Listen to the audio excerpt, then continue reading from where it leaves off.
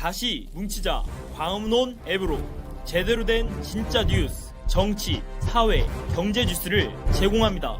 뉴스만으로 부족하다. 다양한 소식을 재미있고 정확하게 전하는 애국방송, 애국시민단체들의 소식과 활동을 확인하는 교육의 광장. 온 오프라인으로 뭉치자 애국행사. 광화문온으로 조직되어 건강한 대한민국을 만듭시다. 광화문온 지금 다운로드. 여러분 안녕하십니까? 우리 사회의 매우 중요한 이슈들에 대해서 각계 최고 전문가들을 모시고 그 이슈에 대해서 알아보는 이동호의 초대석입니다. 여러분 매주 월요일은 새로운 초대 손님이 오셨습니다. 연세대학교를 나오시고 북한 인권의 전문가이십니다. 우리나라 최고의 전문가이십니다. 그리고 이정원 국제인권대사와 함께 대한민국을 대표하는 북한 인권 팀장의 역할을 실무에서 띄웠던 분입니다. 그리고 청와대에서 행정관으로 외교안보 수석실에서 근무했던 분을 모셨습니다. 서상범 위원입니다. 이분과 함께 앞으로 여러 차례에 걸쳐서 현재 북한 인권의 실상과 북한 인권의 중요성에 대해서 저희가 함께 알아보고 생각해보는 시간을 갖도록 하겠습니다. 소중한 시간 내주신 우리 서상범 위원님께 감사드립니다. 서상범 위원님 소개하겠습니다. 안녕하세요. 반갑습니다. 안녕하십니까, 서상범입니다. 예. 초대해 주셔서 감사합니다. 저희 이 코너에 기꺼이 출연을 허락해 주셔서 감사합니다. 예. 제가 평소에 잘 아는 분입니다. 그리고 또 정말 이 문제만큼은 대한민국 최고의 전문가로 할 수 있는 분입니다.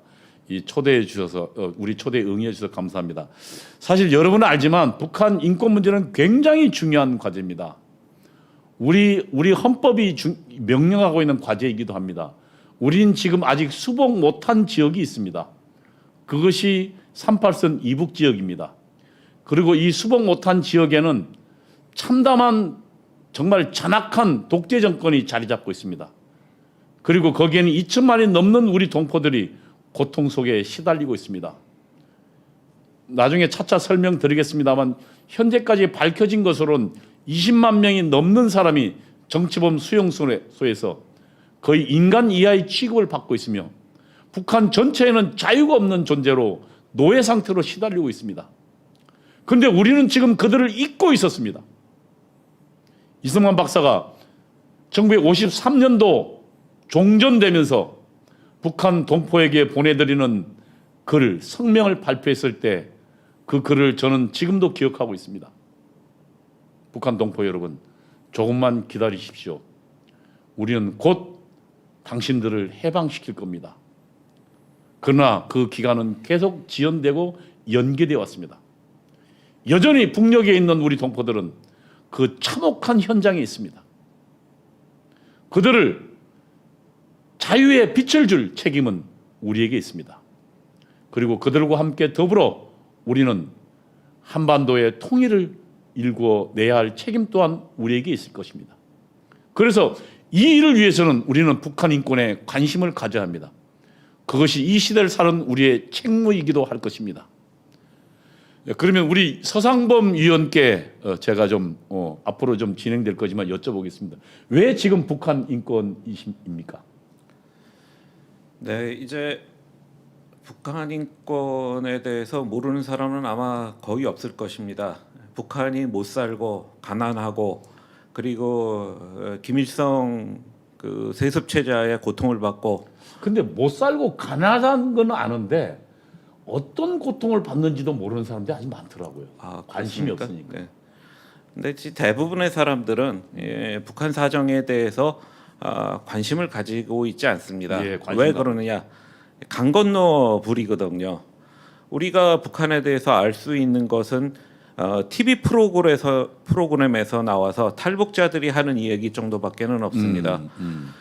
현장을 갖다 생생하게 보여주는 동영상 같은 거 없습니다. 그렇죠. 우리 북한 방송 거의 볼 수도 없고요. 그렇죠. 그렇기 때문에 사람들한테 북한 방송 봐도 뭐 전부 선전물밖에 없잖아요. 예, 그렇죠. 김정은 나와가지고 뭐 어쩌고 하는. 네네.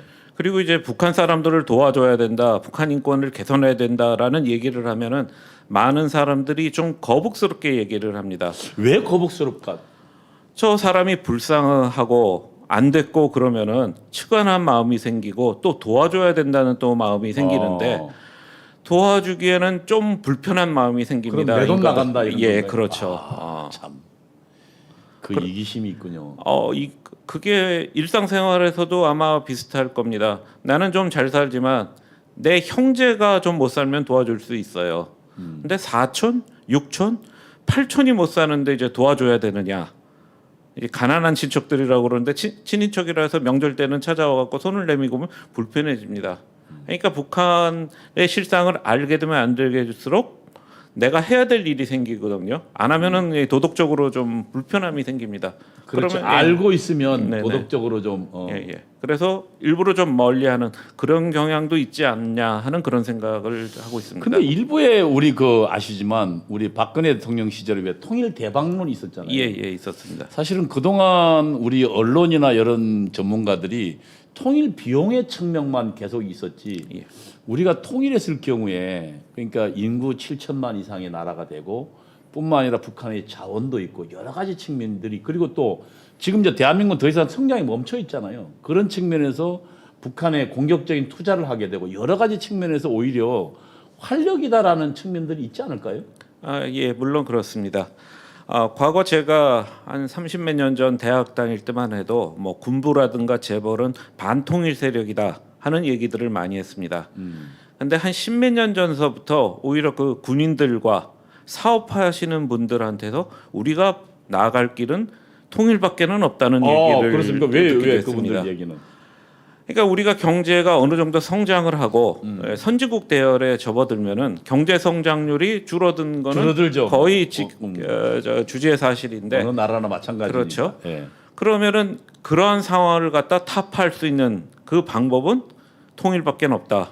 그렇죠. 거기는 아직 미지의 세계니까. 예. 거기에 도로도 깔아야 되고 뭐 예, 여러 예. 가지 인프라도 되고 공장도 만들어야 되고. 네, 그렇습니다. 그런 얘기군요. 그러니까 국내 시장이 일단 넓어지는 거고 그리고 북한이 사회적 인프라가 미흡하다는 거는 뭐 다 알려진 사실이니까 그거를 갖다 갈아엎냐고 그러면은 엄청난 투자가 필요하고 그렇죠. 그 와중에서 이제 큰 성장을 할 수 있다. 많은 일자리도 생길 거고. 예. 그래서 오히려 일부 학자분들한테는 그런 걱정을 하시는 분도 계시더라고요. 그러니까 북한의 저임금을 노리고 이제 사업을 하는 그러니까 오히려 북한이 우리의 내적 식민지가 되는 거 아니냐.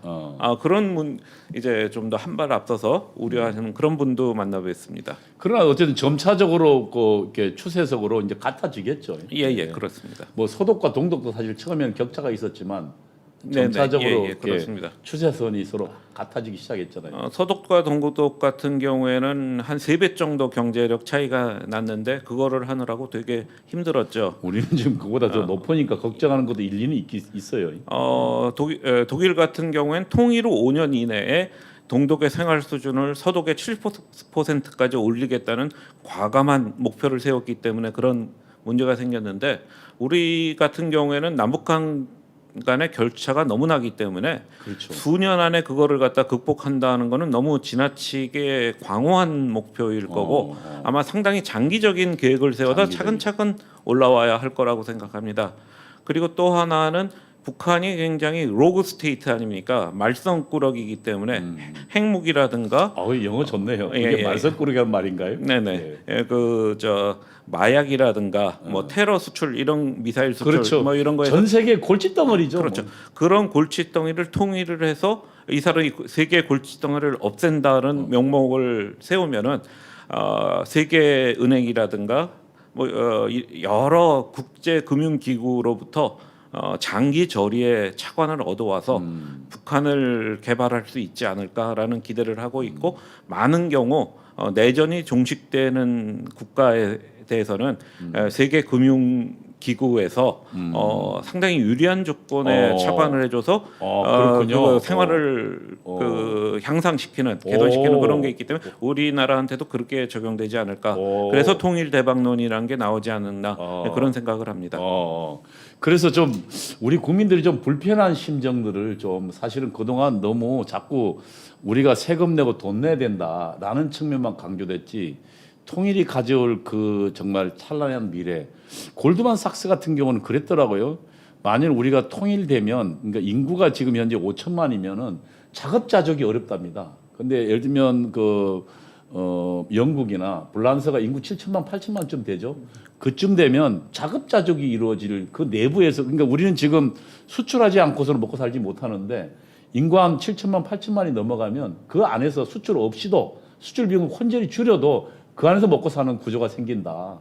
그래서 비로소 강대국 대열에 들어설 수 있다라는 보고도 있더라고요. 그런 측면을 보면 통일이 결단코 우리에게 재앙이라거나 그렇지 않고 오히려 우리가 감내하면서 우리는 적어도 우리의 밝은 미래를 볼 수 있는 그런 힘찬 길이다 이렇게 생각해야 되겠네요, 그죠? 이야기를 좀 더 해주시죠. 네네.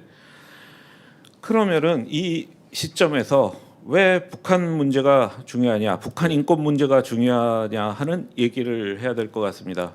불쌍하니까 도와줘야 된다.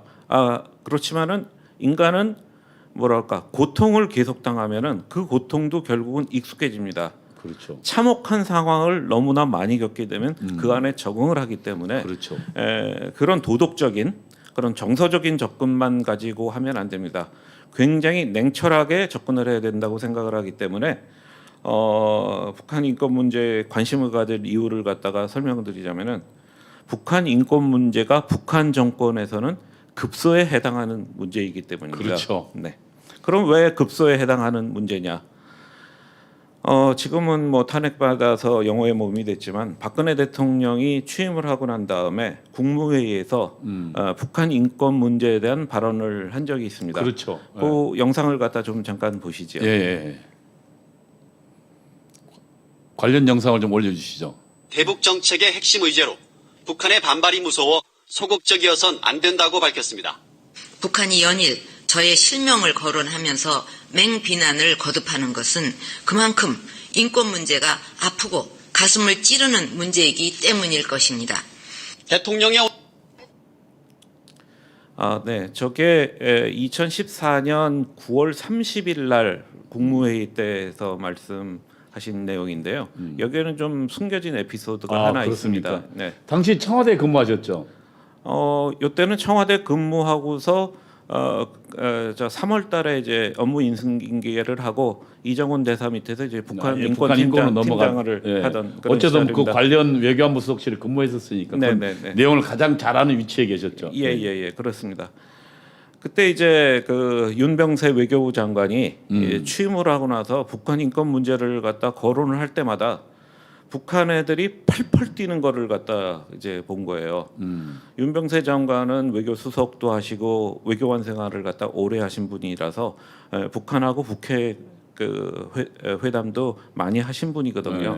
근데 그래서 이제 북한하고 얘기할 때 핵 문제 얘기를 수십 년 해왔는데 쟤네들이 하나도 들어주지도 않고 북핵 비난을 해도 반응 없는 일종의 벽 같은 그런 느낌을 받았는데 인권 문제가 얘기하면은 얘네들이 펄펄펄 뛰는 거예요. 그러니까 외교관은 좀 뭐라 그럴까 우리가 생각하기에는 좀 유화적인 분이잖아요. 호접적인 사람을 갖다 외교관 스타일이라고 그래서 뭐 기름장어라고 하기도 하고 하죠. 예. 아주 유명하신 분이죠. 예. 그래갖고 청와대에 와서 박 대통령한테 보고하는 기회에 좀 스텝을 그러니까 말하자면 이제 좀 슬로우로 가겠다. 너무나 자극적으로 하지 않고 저들이 팔팔 뛰니. 예. 너무 자극하면은 이제 한반도 안정에 좋지 않다. 좀 톤다운 하겠다. 네네. 그런 위주의 이제 발언을 했더니 대통령께서 반발을 하는 거는 찌르면 아프니까 그렇게 반발을 하는 거다. 아까 그 이야기군요. 예. 그러니까 인권 문제가 북한의 약점이니까 그걸 계속 찔러라라고 아주 꾸짖으셨습니다. 그러니까 박근혜 대통령이 그걸 정확하게 알고 있던 거죠. 그러니까 그렇죠. 북녘 동포들에게 자유를 선사하는 것이 대한민국의 책임이라는 걸 알고 있었던 거죠. 그리고 저들의 약점을 찾아내야 되는데 결국 그게 자유다라는 것을 알고 있었던 거죠. 그 일화를 좀 더 소개하면 그렇게 갖고 이제 윤백서 장관이 대통령한테 깨지고 토박토박 나오는데 김기춘 장관이 또 이제 사무실을 불러갖고 너 왜 쓸데없는 소리 해갖고 대통령의 심기를 갖다 어지럽히냐. 대통령께서는 이제 북한 인권 중시하시니까 그대로 나가라 하고 또 한 번 깼답니다. 그러니까 아마 대통령께서 그 북한의 심기를 거스리고 북한 인권을 정면으로 거론하다가 우리 주사파들이 박 대통령을 탄핵이 이런 것 아닌가. 예, 그렇죠. 결국 정당한 일을 하다가 탄핵에 지금 감옥에 가 있는 그 대통령 얼굴 보니까 가슴이 짠하네요. 예, 계속 이야기해 주시죠. 예, 그러면은 이 와중에서 이제 의문이 생깁니다. 왜 인권 문제가 그렇지. 북한 정권의 네. 급소인가? 급소인가? 그거를 왜 갖다 급소입니까? 알아야죠. 예, 왜 급소입니까? 처음에 저도 잘 이해를 못했습니다. 업무는 하고 있지만은 그 업무의 그 깊은 면에 들어가서 왜 북한 애들이 갖다 저렇게 펄펄펄 뛰냐. 처음엔 저도 굉장히 당혹스러웠어요. 그 장관님의 그 말씀에 저도 전적으로 이제 동의하는 건데 차차차차 해보니까 아하 그렇구나는 거를 이제 깨닫게 됐습니다. 아, 그 키가 뭐예요?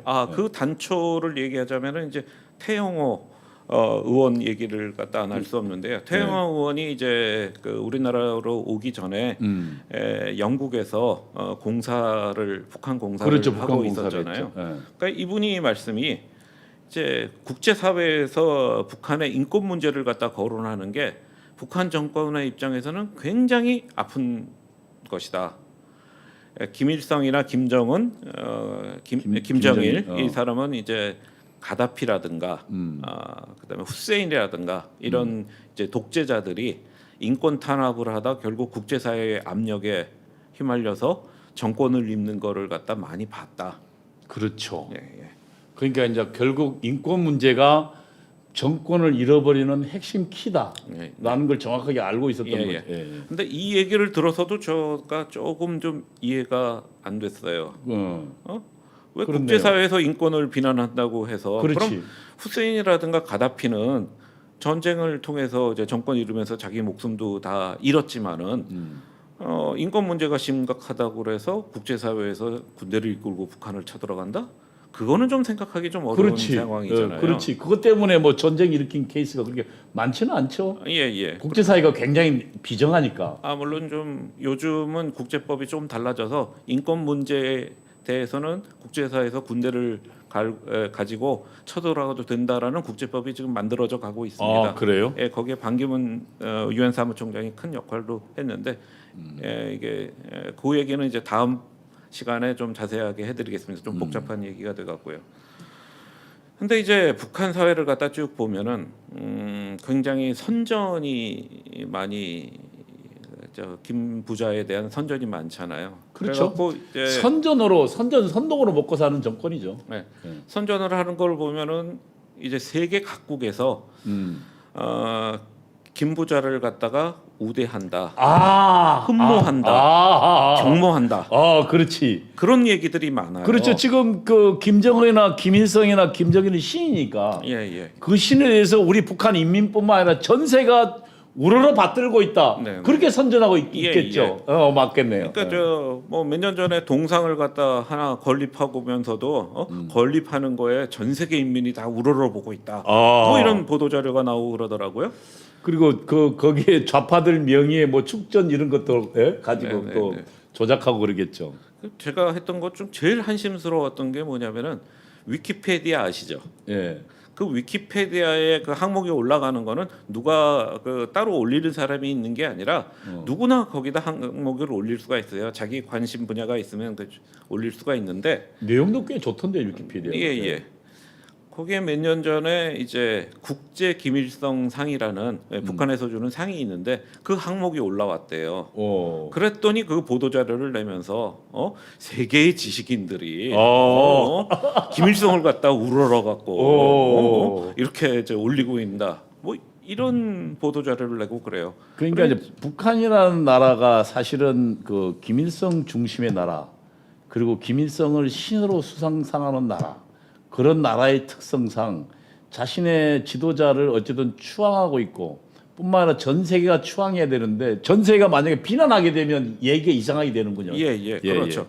그러니까 국제사회에서 우리 수령님을 갖다 그렇게 우르르 받들고 있다고 막 선전을 하는데 국제사회에서 우리 수령님을 갖다가 인권을 탄압하는 독재자다 그렇게 보고 있다고 하는 거는 김 부자에 대한 정통성을 갖다가 굉장히 훼손하는 뿐만 아니라 자신이 숨겨둔 그 가면이 벗겨지는 것이겠죠. 굉장히 그 체제 위기를 가져올 수 있는 그런 그게 상황이거든요. 태영호 씨가 한 얘기입니까? 이건 태영호 씨가 한 얘기가 아니라 이제 그 다음에 제가 이제 하면서 하나하나 이제 체득해 나갔던 얘기입니다.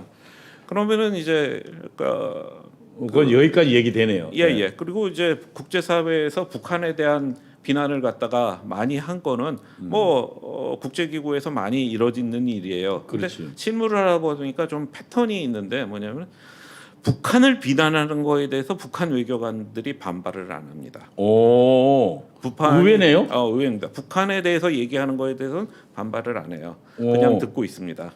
그런데 김정일, 김일성 이 사람에 대해서 비난을 하잖아요. 그거는 굉장히 극악하게. 그러니까 북한 체제에 대해서 야 너가 민주적이지 않다, 뭐 독재 이런 건 반발 안 해요. 예, 그냥 듣습니다. 오. 근데 지도자에 대해서, 수령님에 대해서, 장군님에 대해서 비판을 한다. 그거에 대해서는 참지를 않습니다. 뭐 이제 이 증거를 보여드리기 위해서 그 동영상을 갖다 하나 또 구해왔습니다. 이게 뉴스에 나온 건데 한번 좀 올려주시기 바랍니다. 동영상을 좀 올려주시죠. 태를 부려 눈살을 찌푸리게 했습니다. 유엔 본부에서 김원배 특파원이 전해왔습니다. 유엔 주재 미국 대표부와 한국 대표부가 주최한 북한 인권 대화.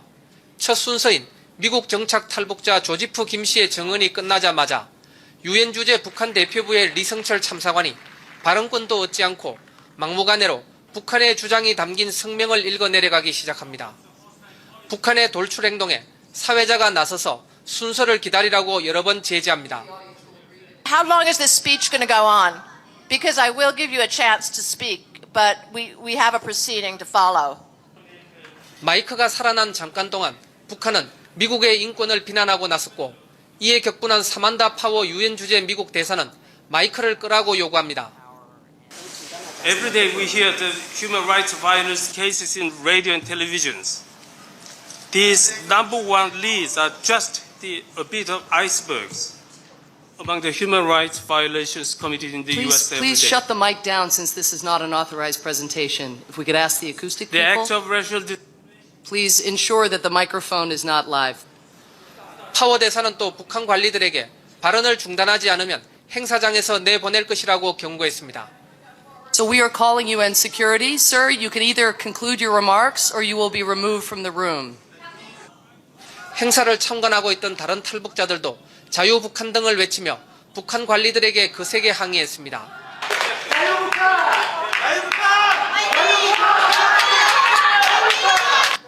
북한은 사전에 미국 대표부로부터 탈북자들의 발언이 끝난 후 발언권을 주겠다는 말을 듣고도 10여 분 동안 행사 진행을 방해하는 추태를 부렸습니다. 이번 행사에서 보여준 북한의 언행을 볼 때 국제사회와 북한은 올해도 인권 문제와 관련해 첨예하게 대립할 것으로 보입니다. 유엔 본부에서 YTN 김원배입니다. 국제사회에 아주 그냥 모래를 무릅쓰고 길길이 날뛰는군요. 예, 저 행사가 유엔 본부에서 하는 행사입니다. 근데 외교관이 저렇게 의전 관례를 갖다 싹 무시하고 외교관은 원래 의전으로 먹고 사는 직업인데 저런 행동을 한다는 게 도무지 이해가 가지 않잖아요. 한데 저렇게 된 이유는 북한의 인권의 책임이 최고 지도자에 있다라는 그 유엔의 결의가 있은 다음에 그거에 따라 이제 벌어진 행사였기 때문에 자기 지도자를 거론하고서 하는 거기 때문에 저렇게 굉장히 외교관답지 않은 저런 행동을 하게 된 제가 겁니다. 주사파라서 이걸 하나의 좀 말씀을 드리면 북한에는 이 인간에게는 생명이 두 가지 있다고 이야기합니다. 하나는 생물학적 생명, 그냥 내가 있는 삶요, 나의 육체적 삶. 그다음에 또 하나는 사회 정치적 생명이 있다 그래요. 그래서 우리 인간은 생물학적 생명은 100년 이내에 죽지만 사회 정치적 생명이 인간에게 가장 소중하다.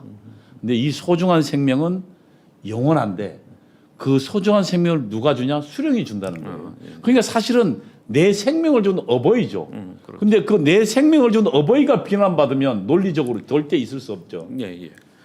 그러니까 이제 한 나라의 지도자의 그 위상이란 게 국내적으로도 이제 지지가 높아야 되지만 세계 사회에서 우리 지도자를 갖다가 존경하고 따르는 사람이 많다 그러면 이 지도자의 위상이 상당히 올라가는 거 아니겠습니까?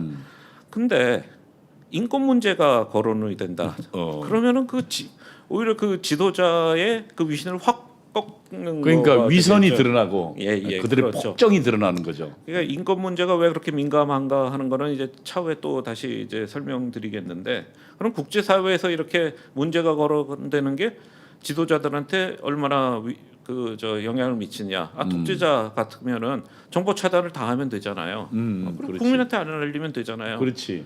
근데 우리의 사회의 그 예를 한번 들어보겠습니다.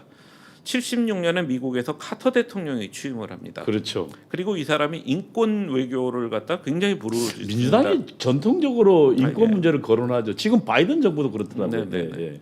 이제 그러면서 우리 박정희 대통령에 대해서는 이제 인권 문제 거론하면서 말 안 들으면 주한미군을 빼겠다. 그래서 한국에 왔을 때 뭐 그 아주 굳은 얼굴로 왔죠. 예. 그래서 79년 6월인가 이제 11.6 나기 몇 달 전인데 이제 한국에 국빈 방문을 합니다. 저도 그때 학생이어갖고 카퍼레이드 할 때 나가서 성조기를 흔들었던 그 기억이 그래요? 있습니다. 고등학교 다니고 있었나요? 네네 그렇습니다. 그때 이제 정상회담을 하는데 후에 이제 참석했던 분이 이제 회고록을 쓴 거에서 나옵니다만 이제 카터 대통령이 계속 이제 인권 문제를 얘기를 했죠. 그랬더니 이제 박정희 대통령이 내가 먹여 살리는 국민이고 이 인권 문제는 내가 더 잘한다. 너 간섭하지 마라. 군대 빼고 싶으면 빼라. 그런 얘기를 하고 박정희다운. 그리고 이제 그리고 한 40분에 걸쳐서 안보 상황을 갖다 이제 브리핑을 했답니다. 이제 그러니까 이제 카터가 답변이 하나님을 믿어라. 그러니까 굉장히 그 최악의, 아마 제가 알고 있기로는 한미 정상회담의 최악 넘버원이 이때였을 겁니다. 그때였죠. 정말 아슬아슬한 순간이었죠. 네네. 근데 이제 그러면은 이 얘기가 정권 내부에 흘러 들어가지 않았을까요? 참석했던 사람들 다 알잖아요. 쭉. 그래서 저는 개인적인 생각인데 김재규가 10월 26일 날 총을 쏜 거에 이 한미 관계 그거에 영향이 없었을까 하는 의심을 합니다. 그런 여러 가지 추론들이 있죠. 그러니까 조금 예를 갖다 또 든다면은 63년에 그 베트남에서 쿠데타가 일어납니다. 그래서 그 GM 대통령이 축출이 되고 사살이 됩니다.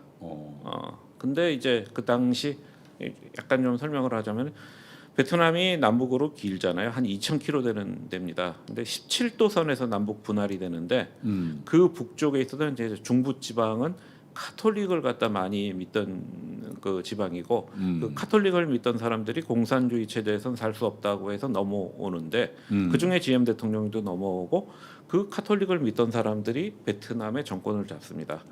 GM의 동생 자체가 카톨릭 주교예요. 그래서 굉장히 카톨릭을 우대하는 정책을 핍니다. 농지를 나눠주는데도 카톨릭 교도를 먼저 나눠주고 불교를 되게 탄압을 하거든요. 했더니 이제 그 높은 존경을 받는 고승 하나가 그게 항의를 하면서 휘발유를 끼얹어서 이제 자살합니다. 그게 그 장면이군요. 뭐 네네. 아주 그 베트남이 무너뜨린 아주 결정적 장면 중에 하나로 네네. 그 승려 하나가 그 분신 한 게 그게 지금 전 세계 사진에 유포되고 우리도 많이 봤는데. 근데 그분이 거의 우리나라로 치면 청단 스님 정도로 존경을 받는 고승이에요. 근데 그거를 보고 애도를 표하지 않고 그 당시 이제 이 GM 대통령은 결혼을 안 했기 때문에 그 동생의 부인이 퍼스트 레이디 역할을 했는데 이 동생의 부인이 뭐 바베큐를 했느냐 이런 식으로 조롱을 해요. 그래서 국제사회가 완전히 돌아서 버려요. 그러니까 미국 입장에서도 이제 더 이상 베트남을 도울 수가 없겠군요. 그래서 베트남 장군 몇 사람이 대사관을 찾아와 갖고 그 미국 대사한테 묻습니다. 저놈 실각시켜야 되는데 미국의 뜻은 어떠느냐. 대사가 얘기할 수 없으니까 대통령한테 보고를 하고 케네디 대통령이 GM은 물러나게 하는 게 맞다라는 지시를 합니다. 그 얘기를 갖다 이제 장군한테 하니까 장군이 쿠데타를 일으키고 그래서 쿠데타가 일어났군요. GM을 갖다 살해를 합니다. 당시는 뭐 아주 있었던 나라죠. 제3세계 나라에. 예. 근데 이제 나중에 회고록을 보면은 그때 관계됐던 사람의 회고록은 케네디 대통령이 굉장히 쇼크를 먹었다고 합니다. 축출될 것까지는 알았는데 저렇게 비참하게 살해될 성당에 들어와서 기도를 하고 있는데 들어가서 총을 쏴 죽였거든요. 그러니까 그렇게까지 비참하게 살해할 것이라고는 생각 못했다고 후회를 하는데, 그러니까 거의 비슷한 상황이 한국에서도 벌어진 게 아니냐. 저는 개인적으로 그렇게 생각을 합니다. 이 얘기를 갖다가 왜 하느냐 하면은 그 다음 얘기를 한다면은 이 당시 외교부 장관을 했던 사람이 박동진 외교부 장관입니다. 이분이 역대 외교부 장관 중에는 아마 굉장히 길게 하셨어요. 5년 넘게 외교부 장관을 하셨는데요. 그랬죠. 네네. 그러니까 이분이 나중에 하는 말씀이 뭐냐면은 이제 카터 대통령이 인권 외교를 하면서 이제 우리나라에 대해서 압박을 하니까 우리 외교부 업무의 70%가 그거 답변 자료 쓰는 그런 일이었다는 거예요. 국제사회에. 예. 그러니까 박정희 대통령이라는 절대적인 지도자가 권력자 독재자가 있는데도 그거를 해명하기 위해서 외교부 업무의 70%가 인권 업무에 참여할 정도 얼마나 이게 그 저 인권 문제가 민감하면 이렇게 했습니까? 그러니까 한 나라의 지도자가 강대국을 방문해서 대접을 잘 받는 거는 굉장히 국내 정치적으로도 의미가 있습니다. 그렇죠. 국민들이 자부심을 가지죠. 그렇죠. 요 몇 년 동안 이제 인터넷상에서 키배틀이 벌어지는데 이제 뭐 이명박 대통령이 방미했을 때 대접을 더 받았다. 뭐 박근혜 대통령이 갔을 때 대접을 더 받았다. 문재인 대통령이 갔을 때 더 받았다. 그리고 걔는 혼밥했다. 예. 해서 뭐 의장대가 있었느냐, 뭐 누가 영접을 나왔느냐. 그 다음에 묵는 걸 어디서 묵었느냐, 그러니까 호텔에서 묵었느냐, 영빈관. 그 미국은 블레어 하우스라고 백악관 옆에 영빈관이 있습니다. 지어진 지 한 200년, 100몇십 년 된 낡은 건물이지만 하여튼 그게 이제 공식적인 이제 영빈관인데 거기 낡았기 때문에 요즘은 잘 거기에 안 가고 그냥 호텔에 묵는데 그래도 영빈관에 묵었다 그러면 뭔가 대접받는 느낌이 있기 때문에 그 영빈관에 가서 묵겠다 하는 그런 정상들도 있습니다. 그다음에 또 나오는 게 이제 요즘은 잘 안 나오지만 캠프 데이비드 별장에 그렇죠. 뭐 이런 게 굉장히 위신을 상하게 하는 그런 거예요. 대통령 휴양 시설에서. 그런데 이렇게 대접을 받았는 게 아니라 인권 문제 갖고서 비난을 받았다. 이렇게 되면은 굉장히 심해지는 거죠. 그래서 인권 문제는 북한을 갖다가 압박하는, 찌르는 그런 굉장한 카드다라고 생각을 합니다. 그러면 인권이 왜 지금 현재 문제가 되고 있는 건가요? 인권 문제를 설명을 하자면 우선 어쨌든 북한을 찌르는 가장 요소다. 가르치는데 인권이란 본질적으로는 인권이 인권이 뭐냐라는 좀 설명을 해야겠는데 인권이 뭐냐 도대체. 네네. 인권이라는 뭐 첨부 인권설부터 여러 개 있는데 어쨌든 뭐 있는데, 인권에 대한 좀 설명을 좀 해주시죠. 그러니까 모든 법의 앞에서 인권이라는 건 인간이기 때문에 가지는 권리를 얘기합니다. 그렇죠. 네. 사람이기 때문에. 우리가 일상생활에서 굉장히 억울한 일을 당했을 때 이런 얘기를 합니다. 나도 사람이야. 이거는 진짜 극한까지 간 겁니다. 자기의 권리를 주장하다 못해갖고 마지막까지 가갖고 나도 사람이야. 사람 대우해달라. 이게 굉장히 막바지에 가서 짐승과 다르다. 짐승 취급하지 마라. 그러니까 인권이란 게 그거예요. 권리 중에 가장 밑바닥에 가서 있는 권리입니다. 그러니까 절대로 훼손당해서는 안 되는 그렇죠. 마지노선 같은 네네. 거죠. 네네. 그렇지만 또 모든 권리의 기초가 되는 게 인권입니다. 그렇죠. 그래서 그럼 인권이 어떤 가가 있느냐? 가장 중요한 게 생명에 대한 권리예요. 그렇죠. 살아야 되잖아요. 뭐 우리나라 법에 이런 거 있다 그러더라고요. 차가 갑자기 나를 치려고 달려와 피했어. 그러다 보니까 큰 가게 유리고 그거를 깨고 들어갔어. 그거는 죄가 없다고 그럽니다. 왜? 내 생명을 구하기 위해서 피하기 위해서 정당한. 네네. 그리고 범죄도 보면은 사기를 쳐서 사는 징역보다 사람을 뭐 칼로 찌르다든가 몽둥이로 쳐서 상해를 입었을 때가 훨씬 크죠. 예, 징역이 사람의 생명을 깁니다. 위협하거나 네네. 어쨌든 목숨을 위협했을 때 훨씬 더 예. 죄가 크다. 재산도 중요하지만 그것보다는 생명, 자신의 안전이 더 중요하다는 거거든요. 그다음에 또 하는 게 내가 하는 행동을 갖다 내 마음대로 할 수 있는 권리. 그렇죠. 내가 말대로 할 수 없으면 생명은 유지하지만은 나는 노예라는 얘기잖아요. 그렇죠. 그러니까 그 자유. 그렇죠. 그리고 사람이면 누구나 다 평등해야 된다. 사람 밑에 사람이 있고 사람 위에 사람이 있느냐. 그렇죠. 법 앞에 평등. 다 평등해야 돼요. 이런 것들이 다 그 기본적으로는 인권인 거예요. 인권인 거죠. 예. 그러다가 이게 좀 발전을 합니다. 뭐로 발전하느냐? 사람이 사람답게 살아야 되지 않느냐. 거기서 이제 한 단계 더 나가는 거죠. 그렇죠. 왜냐하면 인간 사회는 역사적으로 점점 발전해야 되고, 그럼 인간에 대한 대접이 점점 나아져야 되지 않겠습니까? 그래서 이런 새로운 권리들이 자꾸 이제 생겨나게 됩니다. 그리고 우리나라 이제 헌법에서도 보면은 그래갖고 좀 읽겠습니다. 우리 헌법 10조는 모든 국민은 인간으로서의 존엄과 가치를 가지며 행복을 추구할 권리를 가진다. 국가는 개인이 가지는 불가침의 기본적 인권을 확인하고 이를 보장할 의무를 진다. 그다음에 37조에 또 이러한 얘기가 있습니다. 국민의 자유와 권리를 헌법에 열거되지 아니하였다는 이유로 경시하지 않는다. 그렇죠. 권리는 법률로서만 제한할 수 있으며 제한하는 경우에도 자유와 권리의 본질적 내용을 침해할 수 없다. 이렇게 규정을 하고 있어요. 제가 이 내용 가지고 네. 예배의 자유 침범한 거에 대해서 네. 그러니까 이걸 위해서 결국 그 헌법재판소에서 헌법 위반의 판단 기준으로 그러니까 그 과잉 금지의 원칙, 비례의 원칙을 이 법의 근거로 37조를 근거로 하더라고요. 그러니까 개인의 자유와 인권을 제한할 경우에 법에 의하지 않으면 안 되고 법에 의해서 할 경우로 정당한 경우라도 그 제한을 통해서 얻는 공익과 개인이 그것에서 받는 침해된 인권 이 사이가 비례해야 된다. 근데 예를 들면 공익은 적은데 인권 침해 과하면 안 된다. 그건 그렇죠. 헌법 위반이다. 이렇게 판정하더라고요. 네, 그렇습니다. 그러니까 그만큼 그 개인의 인권 이것이 굉장히 소중한 절대로 법률로 제한할 경우라도 본질은 침해하면 안 된다. 그리고 침해하더라도 과하면 안 된다. 몇 중에 지금 장치가 있는 정도의 귀한 거죠.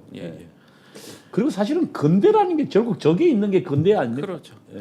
그러니까 역사적으로 보면 2차 세계대전이 끝나고 2차 대전 때 그 나치스가 한 600만이 넘는 유태인을 갖다 무차별하게 학살을 하지 않습니까? 아마 인류 역사상 가장 최악의 인권 침해 사례입니다.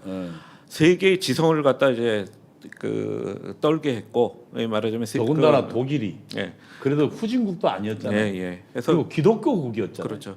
그러니까 서양의 그 기독교 문명 사회가 뿌리째 흔들리는 굉장히 큰 사건이었어요. 그래서 전쟁이 끝나고 난 다음에 그런 일이 다시 없게 해야겠다고 그래서 그런 반상에 차여서 여러 가지 조치가 이루어지는데 세계 인권 선언이라든가 뭐 각종 국제 인권 협약들이 많이 만들어지게 되는 이제 계기가 됩니다. 그게 네네. 유대인의 학살을 통해서. 네네. 근데 그러다 보니까 이제 그 인권이 하게 되면은 어디까지가 인권이냐 뭐 이렇게 하는 얘기들이 나오는데 항상 보면 작용 반작용이 나오듯이 그렇겠네요. 굉장히 그 인권에 대해서 굉장히 높은 기준을 갖다가 하게 돼요. 그러니까 우리가 예전에는 요즘은 아니지만은 10월 24일이 되면은 국제 연합의 날이라고 해서 공휴일이었어요. 네, 옛날에는 그랬죠. 네네네. 유엔의 날. 그럼 그게 무슨 날이냐? 유엔 헌장이 채택된 날이에요. 공식적으로 발효된 날이에요. 그러니까 유엔이 출범한 날입니다. 이제 45년 10월 24일이에요. 근데 유엔 헌장에 보면은 무슨 얘기가 있느냐면은 완전 고용이라는 얘기가 있습니다. 유엔 헌장에. 45년의 완전 고용이라는 게 말이 되나요? 그렇죠. 전쟁이 끝나갖고 저기 한 그런 상황에 그 다음에 인종, 성별, 종교에 관계없이 모든 차별을 갖다 다 없애야 된다. 뭐 그런 얘기. 그 다음에 경제, 사회, 보건 이런 문제에 대해서 국제 협의를 하자. 이제 굉장히 높은 수준의 얘기를 해요. 그러면은 우리나라 헌법에도 나와 있는 얘기지만 국제법은 국내법하고 같은 효력을 갖는다고 돼 있어요. 세계적으로 국제법이 국내법보다 효력이 낮다고 하는 나라는 없습니다. 다 동등하다고 그러든지 좀 높다고 그러든지 높다고, 어떤 나라는 헌법적인 수준이다라고 하는 나라까지 있어요. 그러니까 이렇게 세계적인 인권 규격이 쫙 만들어지고 그에 따라서 자기네들이 비준을 하게 되면 그걸 국내법적으로 국내법화 시키는 절차가 국내법 해야 필요한데 되겠네요. 예. 그래서 법을 쫙 만들어요. 그러니 그 법의 수준이 얼마나 높았겠습니까? 그렇겠네요. 네. 45년도 이제 식민지에서 막 독립한 나라를 또 대다수였는데 네. 그러니까 우리나라도 국제사회 기준에 맞춰서 근로기준법을 만들어 놓으니까 그 전태일 열사가 주장한 게 뭡니까? 법을 지키자. 이 양반이 근로기준법을 지켜라. 국민학교밖에 안 나온 학력으로 그 근로기준법을 갖다 공부하다 막히니까 대학생 친구가 있었으면 좋겠다. 뭐 이런 얘기들을 하고 그게 그 당시로는 굉장한 투쟁인 거예요. 왜 법을 만들어 놓고 안 지키느냐. 그래서 후진국을 가면은 무슨 일이 벌어지면 준법 투쟁이라는 게 벌어집니다. 법하고 현실하고 많이 어긋났기 때문에 이제 벌어진 그런 거지요. 그러면은 이제 국제사회에서 이제 그 각 나라별로 인권 수준도 굉장히 다르고 그렇죠. 그런 상황에서 그럼 인권을 갖다 향상시키려면 어떻게 해야 되느냐라는 그런 방법론이 되는데 국제적으로 이제 통용된 방법론이 뭐냐면 서로 지적질을 하자입니다. 지적질을 네. 지적해주자. 네, 네. 그럼 그게 그 뭔가 이 인권 문제에 관해서 지적하는 것은 그 나라에 대한 결례가 아니군요. 예, 그렇습니다. 예, 인권 문제에 관한 왜냐하면 너무도 소중하니까. 네네. 그렇죠. 그것을 지키지 않는지 고는지를 서로 감시해보고 네. 그리고 지적도 해주자. 그렇죠. 그러니까 지금 우리가 그 미국에서 하는 게 대한민국에 대한 뭐 개입이 아니네요. 그러니까. 예, 그렇습니다. 그 얘기를 갖다 이제 좀 풀어서 말씀드리면은 그 인간은 사회적인 동물이기 때문에 자기가 그 일상적으로 벌어지는 관습이나 이런 거에 대해 대단히 관대합니다. 좀 예를 들어서 얘기하자면 인도라든가 중동 같은데 보면은 신부가 시집을 갈 때면 지참금을 갖고 가야 됩니다.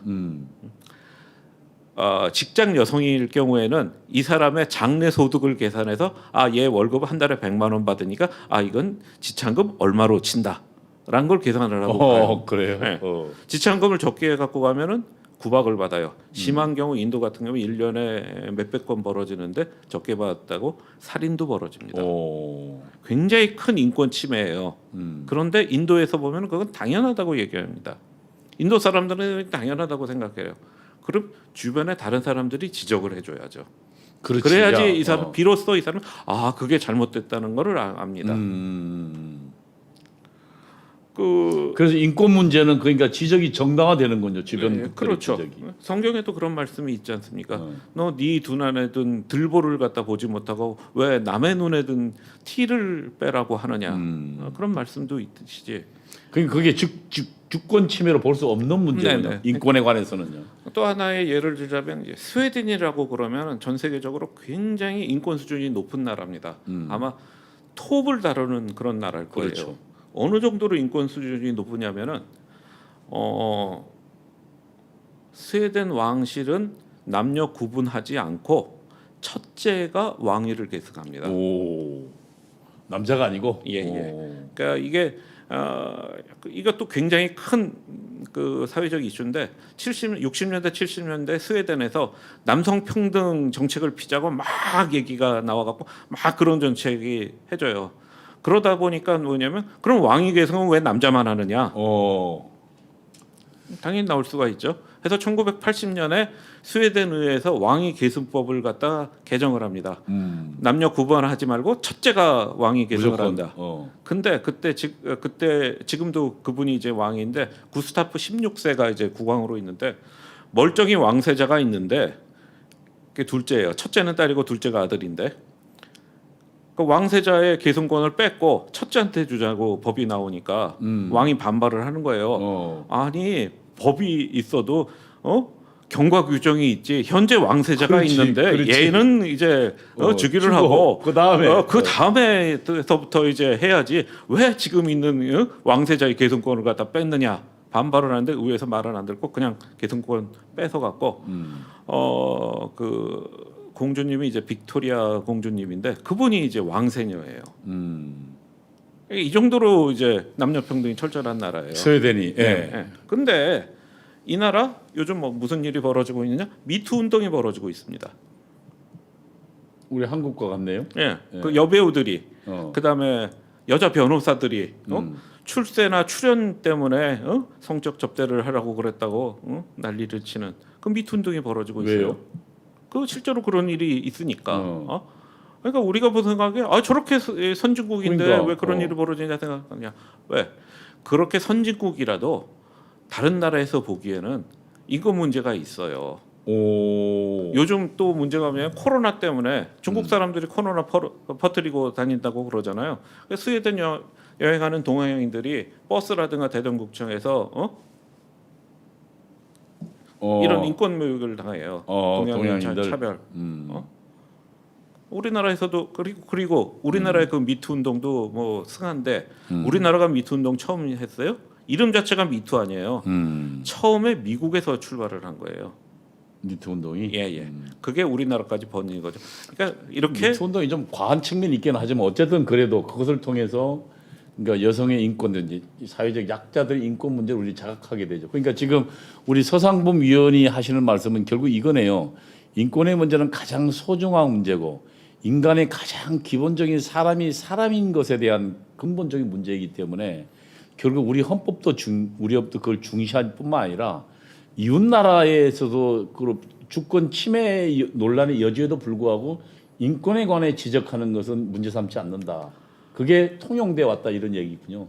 예. 그게 국제적 관례나 이런 게 아니라 국제 기구에서도 그런 일이 벌어지고 있어요.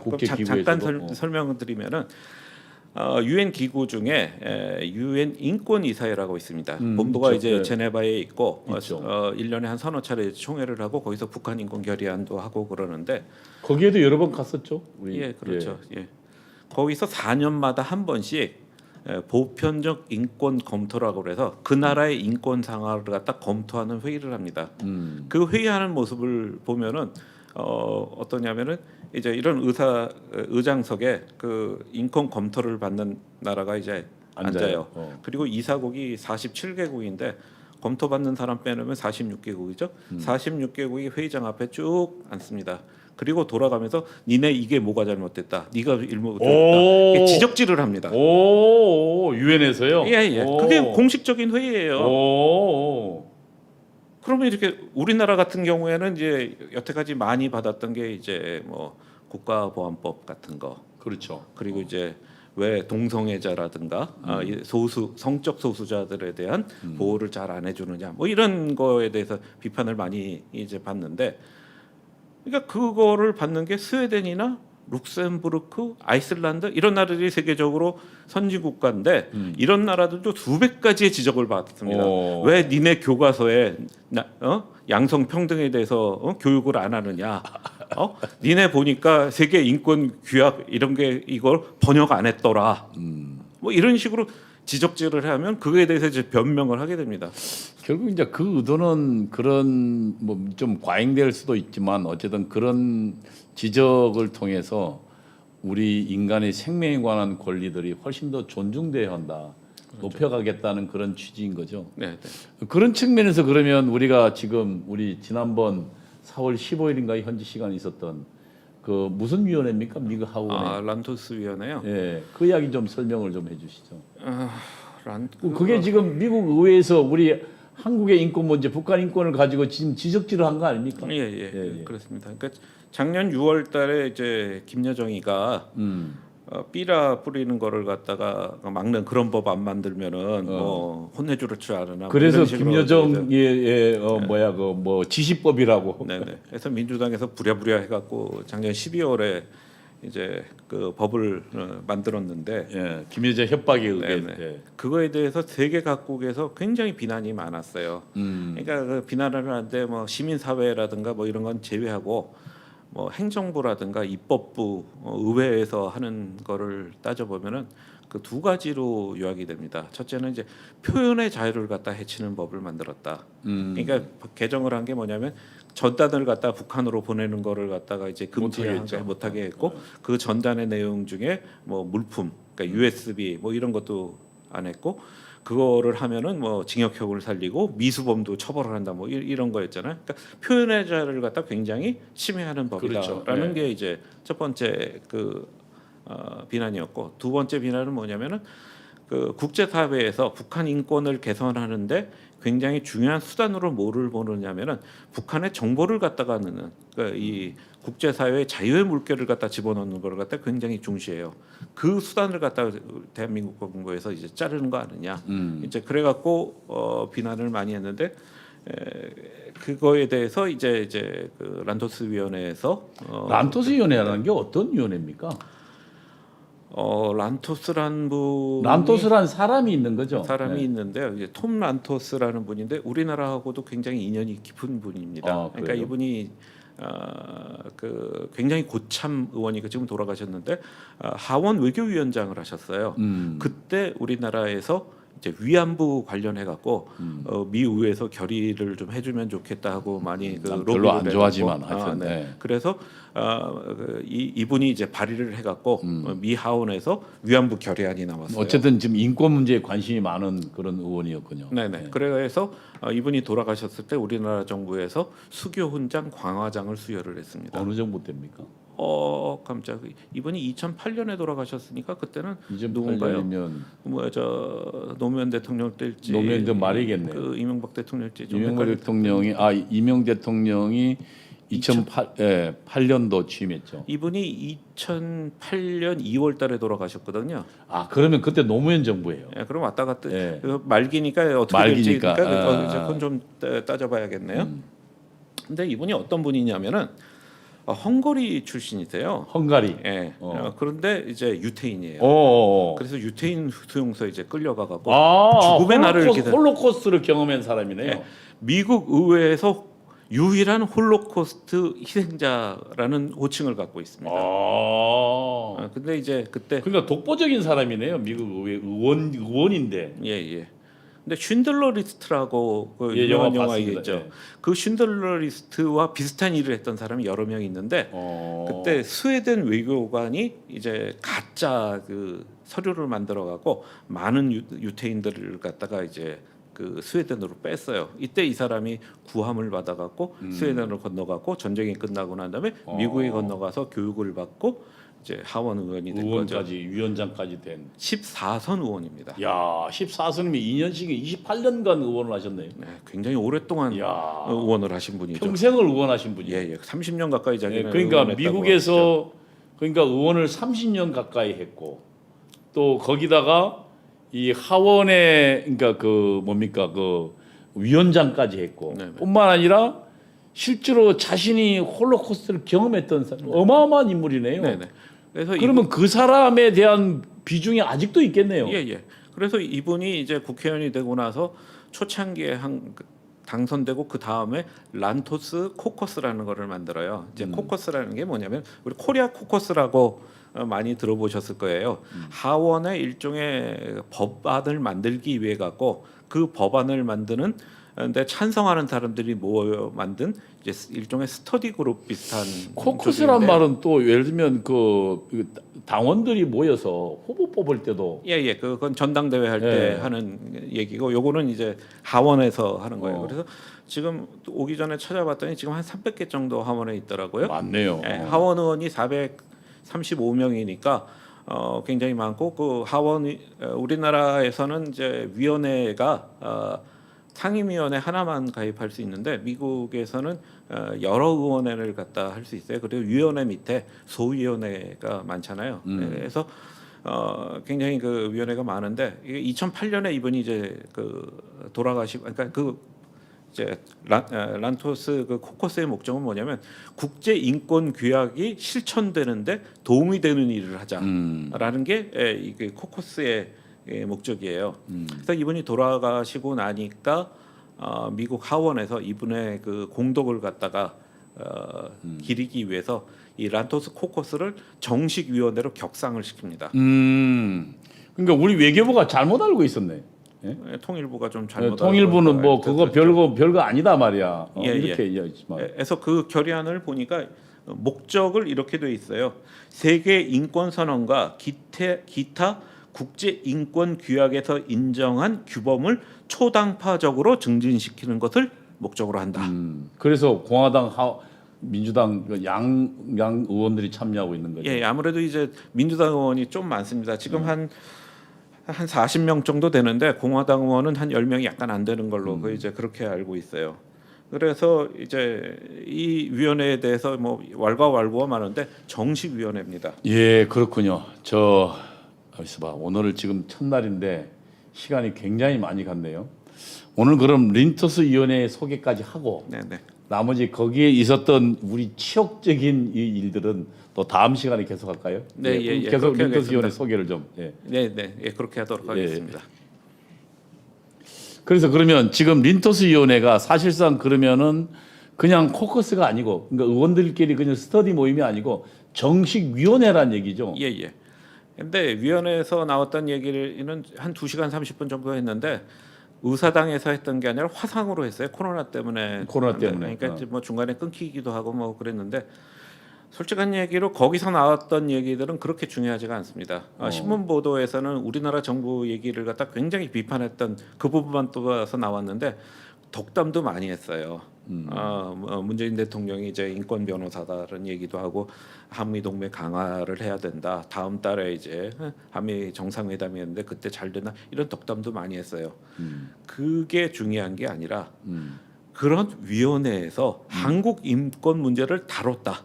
그 자체가 중요한 겁니다. 그러니까 우리가 북한하고 거의 같은 취급을 받은 거 아닙니까? 그러니까 지적질을 당한 거예요. 그러니까 지난 한 몇십 년 동안 우리가 이제 민주화가 되고 난 다음에는 한 번도 지적질을 그런 별로 적이 없죠. 받지 않았어요. 근데 이제 받았어요. 우리 또 동맹국에. 예. 그러니까 국회에서. 그거 자체가 그러니까 우리나라 인권 문제에 뭔가 적신호가 켜졌다. 그러니까. 그런 인권 겁니다. 변호사라고 자처하는 문재인이. 네네. 예, 그러니까 그 전에 한 번도 그런 지적질을 안 당하다가 네네. 지적질을 당했다는 문제가 있는 거죠. 네네.